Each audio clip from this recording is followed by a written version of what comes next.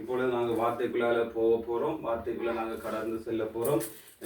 கர்த்தர் ஆளுகை செய்யும்படியா நான் ஒரு விஷயம் ஜெபிச்சு போட்டு சர்வ வல்லமையுள்ளவரே ஸ்ரீ நாமத்தினால கர்த்தாவே அல்லேலூயா. இந்த வார்த்தையில உள்ள மறைப்பொருட்களை கர்த்தாவே என் வாயில வைக்கும்படியா ஜெபிக்கிறேன் ஐயா. கர்த்தாவே நான் மாமிச பிரகாரம் அல்ல தாப்பனே, அல்லேலூயா. உம்முடைய பிள்ளை உம்மை போல கர்த்தாவே நான் என்னுடைய பிள்ளைகளுக்கு இந்த வார்த்தையை கொடுக்க கர்த்தர் கிருபை செய்யுங்க ஆண்டவரே. கர்த்தாவே இந்த சூழ்நிலையை பொறுப்படுத்திக் கொள்ளுங்க. எங்கள் மூலம் நீர் மகிமைப்படும்படியாக கர்த்தாவே இந்த வீட்டில் நாங்கள் ஆராதனை செய்கிறோம். இந்த ஆராதனை தொடக்கம் முதல் முடியும் வரை கர்த்தாவே நீர் எங்களோடு இருங்க, எங்களை வழி நடத்துங்க. இயேசு நாமத்தினாலே ஜெபிக்கிறோம் நல்ல தகப்பனே, ஆமென். யோவான் 11ஆம் அதிகாரத்தை பற்றி இன்றைக்கு நாங்கள் ஒரு சிறு ஒரு விளக்கத்தை கொடுக்கிறோம். யோவான் 11ஆம் அதிகாரத்தில் லாசருவை பற்றி சொல்லி இருக்குது. லாசரு என்று சொன்னா மார்த்தாள், மரியா, லாசரஸ் என்று சொல்லி உங்களுக்கு சண்டே ஸ்கூலில் அவருடைய கிறிஸ்துவார அவருடைய வாழ்க்கையை பற்றி உங்கள் சண்டே ஸ்கூலில் உங்களுக்கு ஏற்கனவே சொல்லியிருப்பாங்க. இந்த லாசரஸ் மரிக்கிற சூழ்நிலையில இருந்தவர், வியாதிப்பட்டிருந்தவர், மரித்து அடக்கம் பண்ணப்பட்டாரு. 4 நாள் கழித்து உயிரோடு எழுந்தார். இதுதான் அந்த சுருக்கமா சொல்ல போன இந்த சூழ்நிலை. இப்ப நான் லாசரு மரித்து உயிரோடு எழும்பினார் என்று சொல்லி ஏசப்பா உயிரோடு எழுப்பினார் என்று சொல்லி வேதத்துல குறிப்பிடப்பட்டிருக்கு. இப்ப லாசரு மரித்து உயிரோடு எழுப்பினது போல நாங்களும் ஞானஸ்தான தொட்டியில மரித்து உயிரோடு எழும்பினாங்க என்று இந்த ரெண்டையும் நான் உங்களுக்கு ஒரு சிறு விளக்கம் சொல்லி நாங்க வேதி காரியத்துக்கு போவோம். இப்ப லாசரு 11ஆம் அதிகாரத்துல யோவான்ல லாசரு ஒரு வியாதிப்பட்டு இருக்கிறாரு. ஆனா வேதத்தில் என்ன வியாதி என்று சொல்லவே இல்லை. லாசரு என்ன வியாதி என்று சொல்லவில்லை. பாத்தீங்கன்னு சொன்னா ஏசப்பா லாசரு இருக்கிற பெத்தானியாவில இல்ல, அவர் தூரத்தில் இருக்கிறாரு. அதாவது அவருக்கு சொல்லி அனுப்புறாங்க, லாசருக்கு வியாதிப்பட்டிருக்கிறான் என்று சொல்லி அனுப்புற தகவல் ஏசப்பாவுக்கு போய் கிடைக்க 2 நாட்கள் ஆகுது. அல்ல சொல்லி 2 நாட்களுக்கு பின்பு ஏசப்பா வர 2 நாட்கள் ஆகுது. அப்ப 4 நாட்கள் ஆகுது. அப்ப அந்த 4 நாட்களுக்குள்ள லாசரஸ் மரிச்சு போறாரு. அப்ப லாசரு வேதத்துல சொல்லியதுக்கு ஏசப்பாவுக்கு அவர் நெருங்கிய நண்பனா இருக்கிறார் என்று சொல்லி, லாசரு ஏசப்பாவுக்கு நண்பனா இருக்கிறார் என்று சொல்லி அவருக்கு சொல்றது அதிகாரத்தை பார்த்தீங்கன்னு சொன்னா நண்பனா இருந்தாரு. யோவான் 11:11 சொல்லுது இயேசு லாசருக்கு நண்பனா இருந்தார் என்று சொல்லி.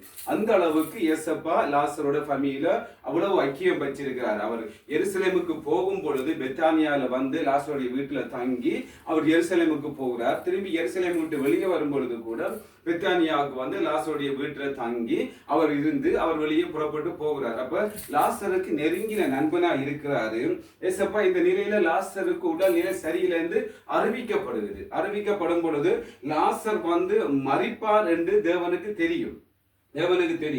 அப்ப அந்த உடல்நிலை சரியில்லை என்று 11:3 பாத்தீங்கன்னு சொன்னா லாசரஸ் உடல் நிலை சரியில்லை என்று சொல்லப்படுகிறது. 3வது வசனத்துல அப்பொழுது அவனுடைய சரிதம் சகோதரி ஆண்டவருக்கு நீர் சிநேகிதனா இருக்கிறவன் வியாதியா இருக்கிறான் என்று சொல்லி அவரிடத்தில் ஆள் அனுப்பினாரு.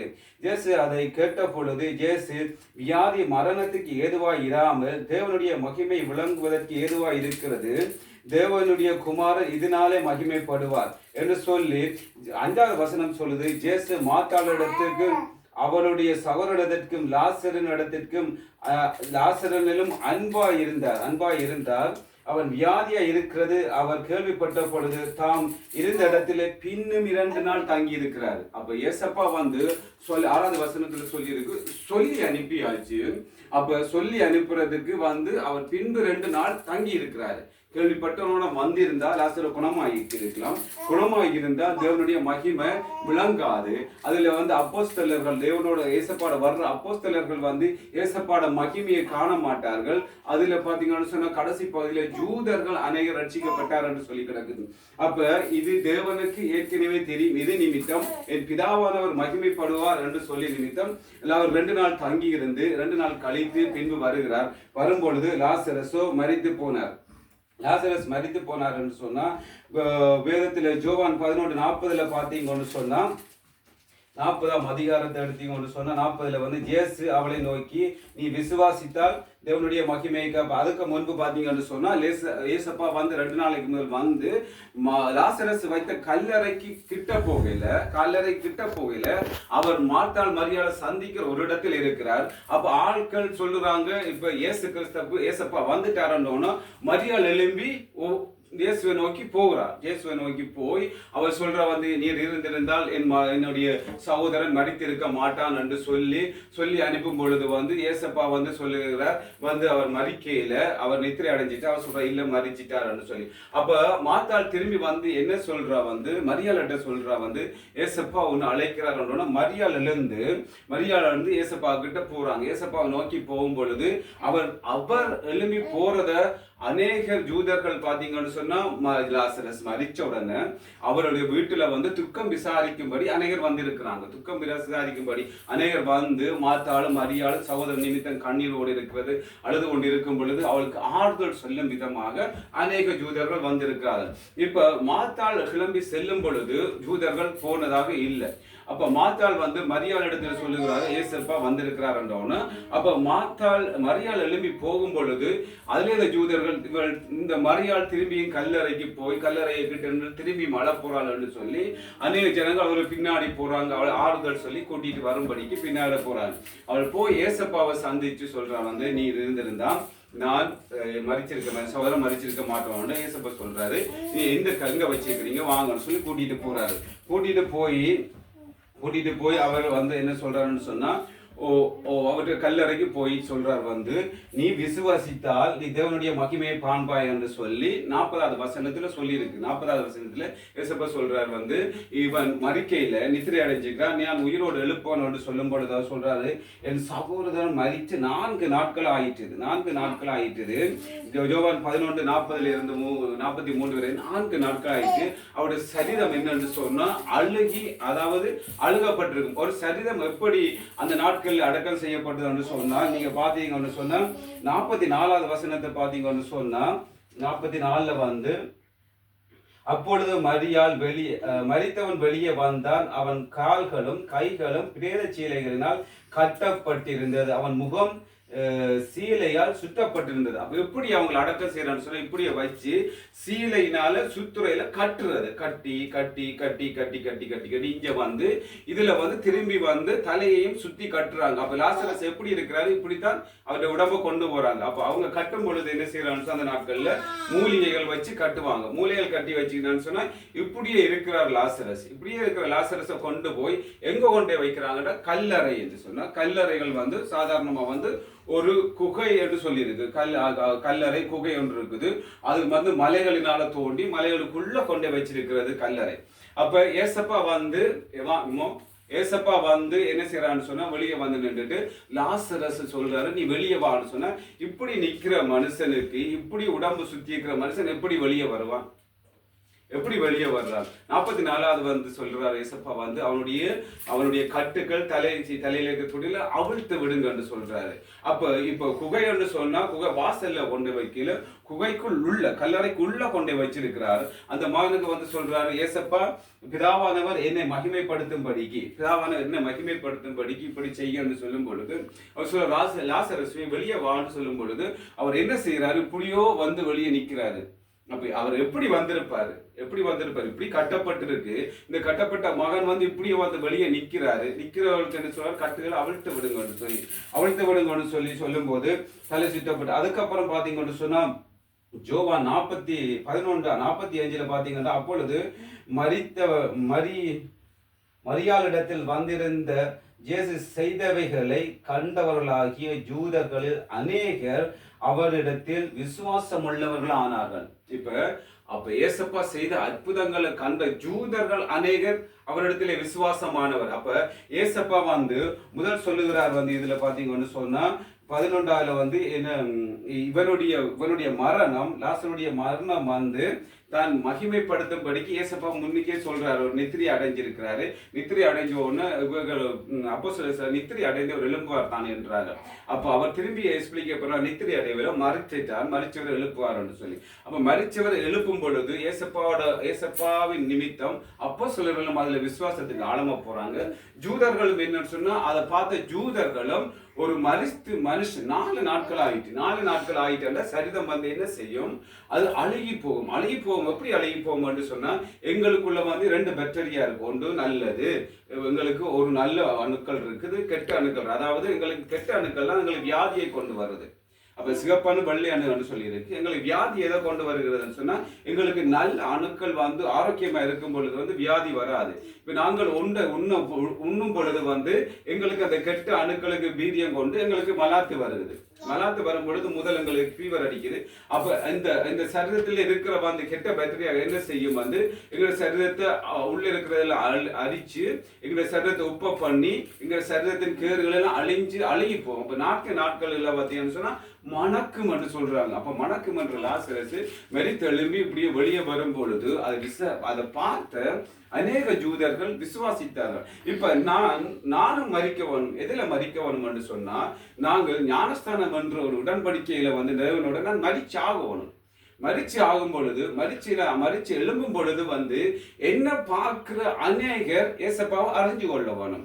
அநேகர் இப்ப லாசரஸ பார்த்த அநேகர் வந்து அநேக ஜூதர்கள் அவர் உயிர்த்தெழுந்த நிமித்தம் அநேகர் விசுவாசித்தாங்க. இப்ப நான் மரிச்சிட்டு தண்ணீர்ல வந்து ஞானஸ்தானம் எடுத்து எழும்பும் பொழுது பாத்தீங்கன்னு சொன்னா, என்ன பார்க்கிறவங்க வந்து ஏசப்பாவை பார்க்க வேணும். என்ற கிரிகையில ஏசப்பாவை பார்க்கணும். நான் மரிச்சிட்டேன், ஞானஸ்தான தொட்டிய நான் மூழ்கி எழும்பும் பொழுது வந்து நான் புதிய மனுஷன். லாசரஸ் தன்னுடைய வியாதியோடு எழும்புகிறார். அவர் வியாதியினால தான் அவர் வந்து மரிச்சவர். வியாதியோடு அவர் எழும்பி வர இல்லை. வியாதியோட எழுப்பி அந்த சரீரங்கள் அழுகித்தான் அவருடைய 4 நாட்கள் சொல்ற சோதி அழுகி போயிருக்கும். அந்த அழியின் உடம்போடு அவர் வர இல்லை. அவர் எழும்பி வரும்பொழுது எப்படி வர, புதிய சிருஷ்டியா வர்றாரு. கல்லறையிலிருந்து எழுப்பி வரும்போது புதிய சிருஷ்டியா வராருன்னு சொன்னா, இதை பார்க்கிறவங்க பாத்தீங்கன்னு சொன்னா அவருக்கு இருந்த வியாதி மலாத்தி எல்லாம் போகுது. வியாதியில இருந்து சுகமாகிறாரு. அவருடைய சரீரம் முன்னிலைமையை விட பரிபூர்ண சுகத்தோட வருகிறது. அடுத்தது அவர்கள் வரும்பொழுது வந்து அவர் மகிமையா வர்றாரு. பின்னும் பாத்தீங்கன்னு சொன்னா லாசரஸ் அதுக்கப்புறம் போகல. வரலாறு சொல்லுது வந்து இயேசுவுக்காக வைராக்கியமா இருந்தார் என்று லாசரஸை குறித்து வரலாறுகள் சொல்லுது. இயேசு லாசரஸை உயிர்த்தது நிமித்தம் தான் ஏசப்பாவை வந்து ஜூதர்கள் கொலை செய்ய அதிகமா திட்டம் போட்டார்கள் என்று சொல்லி வேதத்துல வரலாறுகள் கூறுது. என்னன்னு சொன்னா, ஏசப்பா வந்து அநேக அற்புதங்களை செய்து கொண்டிருந்தார். மரித்து 4 நாட்களாகி ஒரு மனுஷனும் எழுப்பையில. இப்ப இவர் மரித்து 4 நாட்களாகி குகைக்குள்ள இருந்த மனுஷனை எழுப்பினது நிமித்தம் ஜூதர்கள் என்ன சொல்றார்கள் வந்து, நாங்கள் எல்லோரும் ரோமர்கள் வந்து தங்களை அடிமைத்தனத்துக்குள்ள வைப்பார்கள் என்று சொல்லி அவர்கள் எண்ணம் கொண்டு அவர் சொல்றார் வந்து, எங்கள் நிமித்தம் ஒரு மனுஷன் மரிக்கலாம், இந்த லாசர் நிமித்தமும் அவர்கள் வந்து ஏசப்பாவை பிடித்து கொலை செய்ய வேண்டும் என்று சொல்லி திட்டம் போட்டி அவரை கொண்டு போய் பிடித்தார்கள், அடித்தார்கள், கொலை செய்தார்கள். ஆனா இப்ப நான் லாசரஸுக்கு வர்றேன். லாசரஸ் என்னன்னு சொன்னா, அவர் மரித்து எழும்பினதுக்கு பின்பு அவர் அநேக ஊழியங்களை செய்திருக்கிறார் என்று வரலாறு சொல்லுகிறது. அவர் அநேக ஊழியங்கள் செய்தது நிமித்தம் ஏசப்பா எப்படி கொலை செய்தாங்களோ அதே மாதிரி லாசரையும் கொலை செய்ய தேடினார்கள். ஏன்னு சொன்னா, அவர் தான் ஒரு சாட்சி. ஏசப்பா எழும்பினதற்கு சாட்சி அநேக ஜூதர்கள் பார்த்திருக்கிறாங்க. அநேக ஜூதர்கள் இதை குறித்து அறிஞ்சிருக்கிறாங்க. விசுவாசத்துக்குள் ஆழமா போயிருக்கிறாங்க. இயேசுக்கு பின் சென்று கொண்டிருக்கிறாங்க. இப்ப ஏசப்பா லாசரை விட்டா வந்து லாசரையும் லாசரு நிமித்தம் வந்து ஏசப்பாவை பற்றி ஆராய்ஞ்சு ஏசப்பாவுக்கு பின்னால போவாங்கன்னு சொல்லி ஜூதர்கள் லாசரவையும் கொல்ல நினைக்கிறாங்க. லாசர் தன்னுடைய உயிரை பார்க்கையில ஏசப்பாவுக்கு ஊழியம் செய்தார் என்று சொல்லி வரலாறு சொல்லுது. பைபிள்ல அது இல்ல. அவரை என்ன செய்யறாங்கன்னு சொன்னா, அவரை பிடிச்சு என்னன்னு சொன்னா ஒரு பத்தவில ஏற்றி அந்த பத்தவுக்கு ஒன்றுமே இல்லை. அந்த பாய் மரம் என்று சொல்லி இல்ல, தண்டு வலிக்கிறது இல்ல, ஒரு அந்த சுக்கான்னு சொல்லி எந்த திசைக்கு போகும்னு சொல்றது ஒன்றுமே இல்லை. கடலில விட்டுட்டாங்கன்னு சொல்லி வரலாறு சொல்லுது. அந்த கடலில வந்து அவங்க அநேக நாட்கள் பயணம் செய்து பிரான்சில மாசியஸ் என்ற இடத்துல வந்து இறங்கி இருக்குன்னு சொல்லி வரலாறு கூறுது. வரலாறுபடி இப்பயே மாசியஸ்ல வந்து அவர் அநேக ஊழியங்களை செய்துட்டார். அவர் இருந்த இடத்துல ஒரு ஆலயம் கட்டப்பட்டிருக்கு. அந்த ஆலயத்துல வந்து அவர் இயேசுப்பாவை போதித்திருக்கிறார். அதுல வந்து அவர் ஒரு பிஷப் மாதிரி ஒரு ஊழியத்தை செய்திருக்கிறார். அங்கேயே மரித்திருக்கிறார், அங்கேயே அடக்கம் பண்ணியிருக்கிறார். பிரான்ஸ்ல மாசியஸ் என்ற இடத்துல வந்து லாசரஸ் இருந்திருக்கிறார். இப்ப நாங்கள் மறித்து ஞானஸ்தானத்தில் உடன்படிக்கையில நான் மறிக்கிற நான் வந்து எழும்பினதற்கு பின்பு இந்த லாசருவை மாதிரி ஏசப்பாக்கு வைராக்கியமா ஊழியம் செய்யணும். அவர் மறிச்சிருந்தார். நானும் உயிரோடு இருக்கிற நான் என்னுடைய ஆவி ஆத்மா சரீரத்தில் மறித்தவனா இருக்கிறேன். நான் மறித்தவனா ஏற்கனவே இருந்தேன். நான் என்னோட இயேசப்பாட உடன்படிக்கை செய்யும் பொழுது அவருடைய மகிமையை காணும் முன்பு நான் வந்து ஒரு பாவ சரீரத்தோடு இருந்தேன். நான் பாவ நிலையில் இருந்தேன். நான் பாவம் மனுஷன். என்னால எல்லா பாவம் என்னட்டே இருக்கு. அப்ப நான் மறிச்சு நான் எழும்பும் பொழுது லாசரஸ் மாதிரி வந்து நான் உயிரோடு இருந்து லாசரஸ் செய்த எல்லா காரியங்கள் போல ஏசப்பாவை மகிமைப்படுத்தும். என் நிமித்தம் தேவன் மகிமைப்படவனும், என் நிமித்தம் அவர் நான் பிரசங்கிக்கவனும், நான் வந்து அவருக்காக ஊழியம் செய்ய வைராக்கியம் ஊழியம் செய்யணும். இப்ப உலகத்தில் இருக்கிற எல்லாத்தையும் நாங்கள் கொண்டு போக போறதில்லை. எல்லாத்தையும் நாங்கள் இழந்து எல்லாரும் வெறும் கையோடு தான் போக போறோம். ஆனா இருக்கும் பொழுது நீ அவரை நம்பினி என்று சொன்னா அவர் உனக்கு தேவையான எல்லாவற்றையும் செய்வாரு. அவர் உனக்கு தேவையான எல்லாவற்றையும் செய்வாரு.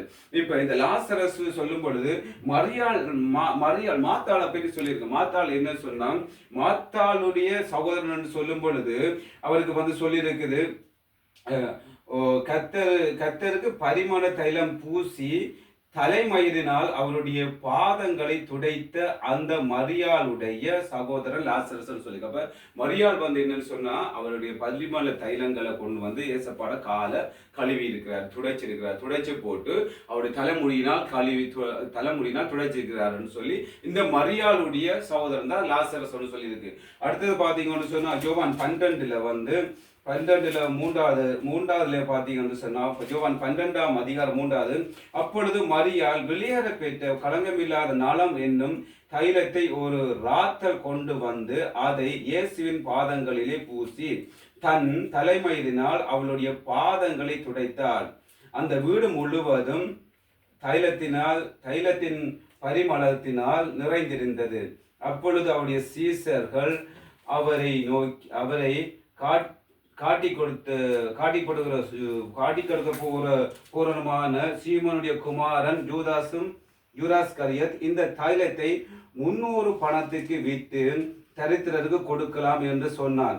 அப்போ அதுக்கு முன்பு பாத்தீங்கன்னா 2வது வசனம் சொல்றது, அங்கே அவருக்கு இராவிருந்து பண்ணியிருந்தார்கள். மாத்தாள் பணிவிடை செய்தால் லாசரும் அவரோட கூட பந்தி இருந்தவர்களில் ஒருவனாய் இருந்தான். இப்ப இந்த மாத்தாள் தான் அந்த பரிமள தைலத்தை உடைத்தன்னு சொல்லி இருக்குது. இப்ப மாத்தாள் வந்து யாருன்னு சொன்னா தன்னுடைய கண்ணீரினாலே இயேசப்பாட பாதத்தை துடைத்து தன் முடியினால் துடைத்த மாத்தாளுடைய சகோதரன் தான் லாசரஸ் என்று சொல்லி இருக்கு. இப்ப நாங்க இயேசப்பா போல அந்த அவளுடைய பரிமள தைலம் பாத்தீங்கன்னா வீடு ஃபுல்லா மணந்ததுனால் அங்க இருக்கிறவர்கள் எல்லாம் வாசனை வீசிருக்கு. இப்ப என்னுடைய வாசனை, என்னுடைய இயேசப்பாட வாசனை தான் எல்லா இடமும் நான் போகிற இடங்களில, வீடுகளில, தெருக்களில, பள்ளிக்கூடங்களில, வேலை ஸ்தலங்களில என்ன பார்க்கிறவன் வந்து ஏசப்பாவை பார்க்கணும். நாங்கள் எல்லாரும் மனுஷர் இல்லை என்று சொல்லி மனுஷர்கள் இருக்கிறோம். ஆனா நான் மூழ்கி ஞானஸ்தானம் எடுத்தது பிறகு நான் புது சிருஷ்டியா இருக்கிறேன். நான் வந்து என்ன செய்ய வேணும், என்னுடைய பழைய நிலைமையை நான் மற்றவர்கள் காமிக்க கூடாது.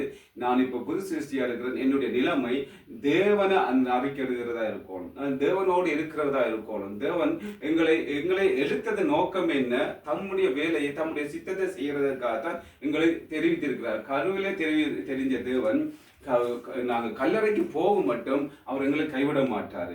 அவர் தெரிஞ்சத நோக்கத்தை நாங்கள் நிறைவேற்றும்படி நாங்கள் அவருடைய பாதையில நடக்கும் பொழுது அவர் எங்களுக்கு எல்லா சூழ்நிலையும் வாய்க்க பண்ணுவாரு. இப்ப லாஸ்டோடைய கதைகளை சொன்னது காரணமாக தான் அவர் மரிச்சதோட வந்து அவர் எழும்பி இருக்கிறாரு. எழும்பினதன் நிமித்தம் அவர் அநேகர் விசுவாசித்தார்கள். நான் எழும்பும் போது என் நிமித்தம் அநேகர் விசுவாசிக்க வேணும். யாரு? ஏசப்பாவர். அப்படி என்னுடைய வாழ்க்கை இருக்கும்.